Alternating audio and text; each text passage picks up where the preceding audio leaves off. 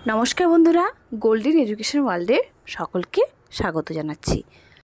আজকে আমি টপিক ধরে ইতিহাস আলোচনায় বৌদ্ধ ধর্মের উপর আলোচনা করেছি। আজকে কোনো এমসিকিউ রাখিনি। পরের দিন ঠিক পরের সপ্তাহে এই সময় আমি এই এমসিকিউ নিয়ে চলে আসব। আজকে তোমরা এই বিস্তারিত এই আলোচনাটি দেখে নাও। আশা করছি তোমাদের এই ক্লাসটি বিভিন্নভাবে উপকারে আসবে।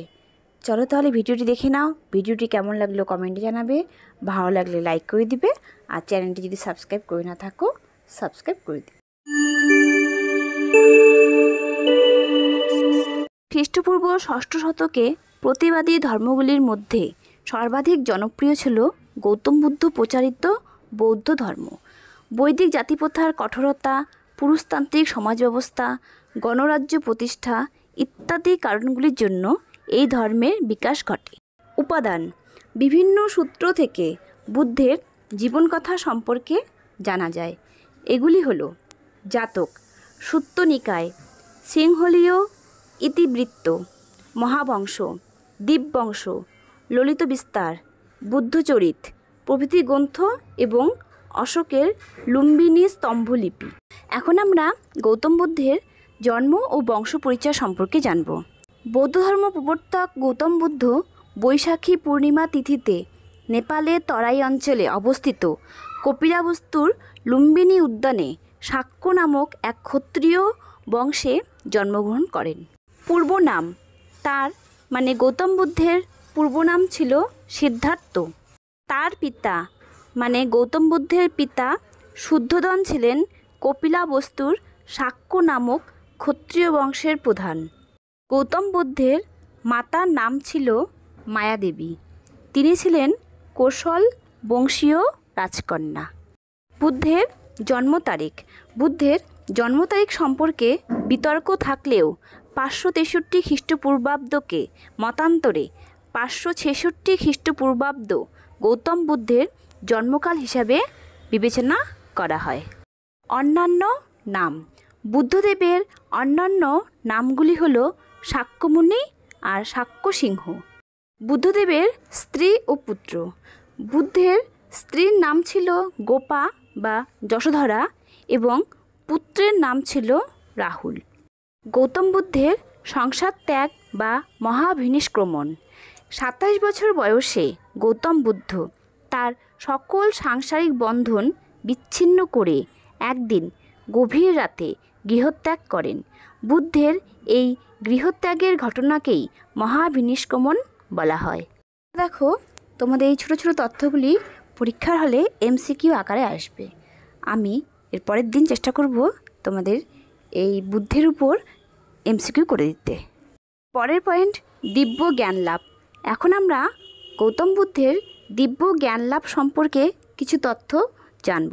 গৃহত্যাগের পর প্রথমে গৌতম বুদ্ধ বৈশালীর শাস্ত্রজ্ঞ পণ্ডিত আলারা কালামের কাছে শাস্ত্র অধ্যয়ন করেন। পরে তিনি উদ্রক রামপুত্রের কাছে যোগ শিক্ষা গ্রহণ করেন। গয়ার কাছে নৈরঞ্জনা মানে নিরাজনা নদীর তীরে উরুবিল্ল নামক গ্রামে একটি অশ্বত্থ গাছের মানে পিপল নিচে দীর্ঘকাল তপস্যার পর তিনি পরম জ্ঞান বা বোধিপ্রাপ্ত হন। এরপর তিনি বুদ্ধদেব বা তথাগত, যিনি পরম সত্যের সন্ধান পেয়েছেন নামে পরিচিতি লাভ করেন। তিনি বোধিপ্রাপ্ত হন 35 বছর বয়সে। তিনি যে অশ্বত্থ গাছের নিচে তপস্যা করে সিদ্ধিলাভ করেছিলেন তা বোধিবৃক্ষ নামে পরিচিত এবং ওই স্থানটি বুদ্ধগয়া নামে চিহ্নিত হয়ে আছে। এই হলো দিব্যজ্ঞান লাভ সম্পর্কে বিস্তারিত তথ্য। এখন আমরা গৌতম বুদ্ধের ধর্মচক্র প্রবর্তন সম্পর্কে জানব। ভগবান বুদ্ধ বারাণসীর ঋষিপত্তনের বর্তমান নাম সারনাথ মৃগদাভে তার প্রথম 5 জন অনুরাগী শিষ্যদের মধ্যে নিজ ধর্মমত প্রচার করেন। এরা হলেন কৌডিন্য, অশ্বজিৎ, বাষ্প, মহানাম এবং ভদ্রিক। এই 5 শিষ্য পঞ্চভিক্ষু নামে পরিচিত। বুদ্ধের এই প্রথম ধর্ম প্রচারের ঘটনাকে বলা হয় ধর্মচক্র প্রবর্তন। এরাই প্রথম গৌতম বুদ্ধের নিকট বৌদ্ধ ধর্মের মূল সত্য হিসাবে 4টি আর্য সত্য ও 8টি পথের সন্ধান হিসেবে অষ্টাঙ্গিক মার্গ সম্পর্কে জ্ঞান লাভ করেন। বৌদ্ধ সংঘ। গৌতম বুদ্ধ কীভাবে বৌদ্ধ সংঘ প্রতিষ্ঠা করেন তা সম্পর্কে আমরা জানব।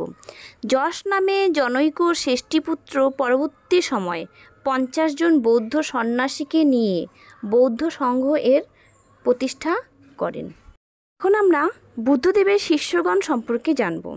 সারিপুত্র, আনন্দ, সুনীতি, উপালি, মৌদগলায়ন, অনাথপিণ্ডক, জীবক, অনিরুদ্ধ, বিম্বিসার, মহাকাশ্যপ, প্রসেনজিৎ, যশোধরা, ক্ষেমা, নন্দ মানে গৌতমীর কন্যা, আম্রপালি, বিশাখা প্রমুখ ছিলেন বুদ্ধদেবের শিষ্যগণ। এখন আমরা গৌতম বুদ্ধের দেহত্যাগ সম্পর্কে জানব। আনুমানিক 483 খ্রিস্টপূর্বাব্দে, মতান্তরে 486 খ্রিস্টপূর্বাব্দ, 80 বছর বয়সে মল্ল রাজ্যের রাজধানী কুশীনগরে মানে বর্তমান উত্তরপ্রদেশের গোরখপুর জেলার কাশিয়াতে গৌতম বুদ্ধের মহাপ্রয়াণ ঘটে। আর্য সত্য। এখন আমরা গৌতম বুদ্ধের আর্য সত্য সম্পর্কে জানব। গৌতম বুদ্ধ তার অনুগামীদের 4টি আর্য সত্য সম্পর্কে অবহিত করেন। এই 4টি আর্য সত্য হল: জগৎ দুঃখময়, 2 দুঃখের কারণ আছে, 3 এই দুঃখ নিবারণ করা সম্ভব, এবং 4 দুঃখ কষ্ট থেকে নিবৃত্তির পথ বা মার্গ আছে। মধ্যম পন্থা বা মধ্যপন্থা। এখন আমরা মধ্যম পন্থা বা মধ্যপন্থা সম্পর্কে জানব। গৌতম বুদ্ধ বলতেন অতিরিক্ত ভোগবিলাস অথবা চরম কৃচ্ছ সাধন কোনোটি নির্বাণ লাভের সঠিক পথ নয়। তাই নির্বাণ লাভের জন্য তিনি এই দুইয়ের মধ্যবর্তী মধ্যপন্থার মধ্যম পন্থা কথা বলেছিলেন। এখন আমরা অষ্টাঙ্গিক মার্গ সম্পর্কে জানব। দুঃখের নিবৃত্তি ও নির্বাণ লাভের উপায় হিসেবে গৌতম বুদ্ধ 8টি নীতি বা আদর্শ পালনের কথা বলেছেন। এগুলি হলো: 1 সৎবাক্য, 2 সৎকর্ম, 3 সৎচেষ্টা, 4 সৎজীবিকা, 5 সৎ সংকল্প, 6 সৎ চিন্তা, 7 সৎ দৃষ্টি এবং 8 সৎ সমাধি। মধ্যপন্থা অনুশীলনের জন্য এই 8টি পথ বৌদ্ধ ধর্মে অষ্টাঙ্গিক মার্গ নামে পরিচিত। এখন আমরা বৌদ্ধ সংগীতি সম্পর্কে কিছুটা তথ্য জানব। প্রথম বৌদ্ধ সংগীতি হয়েছিল 483 খ্রিস্টপূর্বাব্দে বুদ্ধের মৃত্যুর কিছুদিন পর। পৃষ্ঠপোষক মানে কোন রাজার পৃষ্ঠপোষকতায় প্রথম বৌদ্ধ সংগীতি হয়েছিল? রাজা অজাতশত্রু। সভাপতি ছিলেন মহাকাশ্যপ। স্থান কোথায় হয়েছিল প্রথম বৌদ্ধ সংগীতি? মগধের রাজধানী রাজগৃহের সত্যপানি গুহাতে প্রথম বৌদ্ধ সংগীতি হয়েছিল। চলো এখন আমরা এই প্রথম বৌদ্ধ সংগীতির বিশেষ তথ্য জেনে নিই। সূত্রপিটক ও বিনয়পিটক সংকলিত হয় এই প্রথম বৌদ্ধ সংগীতিতে। বুদ্ধের বাণীগুলি সূত্রপিটকে সংকলিত হয় ও এটি সংকলিত করেন আনন্দ। সন্ন্যাসীদের পালনীয় নিয়মাবলী বা বিনয়গুলি সংকলিত হয় বিনয়পিটকে এবং এটি সংকলিত করেন উপালি। এখন আলোচনা করব আমরা দ্বিতীয় বৌদ্ধ সংগীতি। দ্বিতীয় বৌদ্ধ সংগীতির সময়কাল ছিল 383 খ্রিস্টপূর্বাব্দে। পৃষ্ঠপোষক মানে কোন রাজার পৃষ্ঠপোষকতায় এই দ্বিতীয় বৌদ্ধ সংগীতি হয়েছিল? শিশুনাগ বংশীয় রাজা কালাশোক বা কাকবর্ণের পৃষ্ঠপোষকতায় দ্বিতীয় বৌদ্ধ সংগীতি হয়েছিল।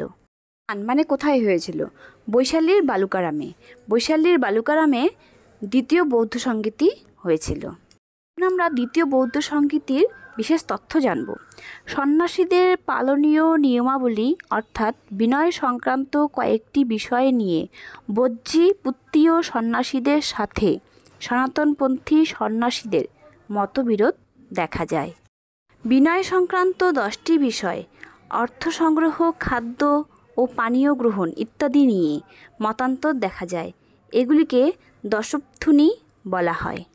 700 জন অর্থপ্রাপ্ত সন্ন্যাসী এই সংগীতিতে অংশগ্রহণ করেন বলে একে সত্যসত্যিক মহাসঙ্গীতি বলা হয়।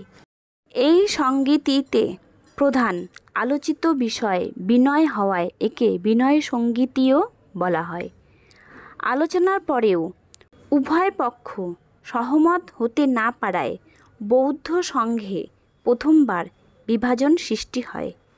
বিভাজনের পর সনাতনপন্থীরা স্থবিরবাদী এবং পরিবর্তনপন্থী বৃহত্তম অংশ মহাসঙ্গিকা নামে পরিচিত হয়। তৃতীয় বৌদ্ধ সংগীতি সময়কাল ছিল 230 খ্রিস্টপূর্বাব্দ। আবার কোনো বইয়ে পেলাম 251 খ্রিস্টপূর্বাব্দ। স্থান ছিল পাটলিপুত্র। তৃতীয় বৌদ্ধ সংগীতি পাটলিপুত্রে হয়েছিল।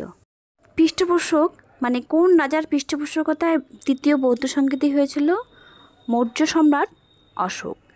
আর সভাপতি ছিলেন মোগলিপুত্র তিস্য। বিশেষ তথ্য, তৃতীয় বৌদ্ধ সংগীতি সম্পর্কে বিশেষ তথ্য হলো বৌদ্ধ সংঘে অব্যবস্থা দূরীকরণ শুদ্ধিকরণের জন্য এই সংগীতি আয়োজিত হয়। সুত্ত, বিনয়, অভিধম্ম এই 3টি পিটক নিয়ে ত্রিপিটক সংকলনের কাজ শেষ হয়। এই সংগীতিতে রাজানুকূল্যে বিভিন্ন স্থানে বৌদ্ধ ধর্মপ্রচারক পাঠানোর বিষয় স্থির হয়। মোগলিপুত্র তিস্য এই সময় কথাবস্তু রচনা করেন। এতে বিভাজ্যবাদ তত্ত্ব আলোচিত হয়েছে। এটিকে অভিধম্ম পিটকের অন্তর্গত করা হয়। চতুর্থ বৌদ্ধ সংগীতি সময়কাল ছিল খ্রিস্টীয় প্রথম শতক। পৃষ্ঠপোষক মানে কোন রাজার পৃষ্ঠপোষকতায় চতুর্থ বৌদ্ধ সংগীতি হয়েছিল? কনিষ্ক। রাজা কনিষ্কের পৃষ্ঠপোষকতায় চতুর্থ বৌদ্ধ সংগীতি হয়েছিল। সভাপতি ছিলেন বসুমিত্র এবং স্থান ছিল কাশ্মীর। চতুর্থ বৌদ্ধ সংগীতি কাশ্মীরে হয়েছিল। তথ্য, এই সম্মেলনের উদ্দেশ্য ছিল বৌদ্ধ ধর্মের 18টি সম্প্রদায়ের মধ্যে মতপার্থক্য দূরীকরণ। পালি ভাষার পরিবর্তে বৌদ্ধ সাহিত্যে সংস্কৃত ভাষার ব্যবহার শুরু হয় এই চতুর্থ বৌদ্ধ সংগীতিতে। বৌদ্ধ ধর্ম প্রধানত 2টি ভাগে বিভাজিত হয়ে যায়।